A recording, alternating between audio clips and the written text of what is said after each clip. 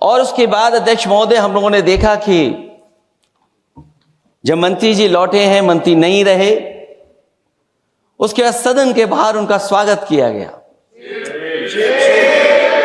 अध्यक्ष महोदय, जो स्वागत हुआ उसके लिए हमें कोई शिकायत नहीं है, लेकिन माननीय सदस्यों को कितनी बड़ी राहत मिली होगी, कितने बड़े संकट से बचाया उन्होंने। एक प्रधान जी को हटा करके प्रधानमंत्री बचा लिया आपने। और ऐसा अध्यक्ष महोदय आंदोलन किसी ने नहीं देखा, जिस आंदोलन में नई पीढ़ी के लोग, कम उम्र के लोग निकल करके आ गए और जो नारे दिए गए। ये सरकार पिछले कई वर्षों से नकारात्मक प्रचार पर टिकी हुई थी, नकारात्मक राजनीति करती थी और न जाने कितने हजार करोड़ रुपए खर्च किए होंगे सरकार ने नकारात्मक राजनीति के लिए। लेकिन नई पीढ़ी को मैं बधाई देना चाहता हूं, उनके मनोबल को और उनकी एकता को, और जिस तरीके से उन्होंने प्रचार किया, अंततः सरकार को झुकना पड़ गया। भाजपा वचन नहीं देती, जुमला देती है।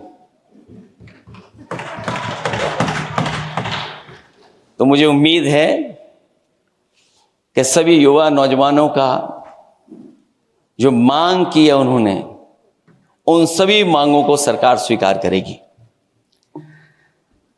और सरकार ये भी स्वीकार कर लिया होगा कि कोई दल मजाक मजाक में बना तो कितनी बड़ा दल बन गया।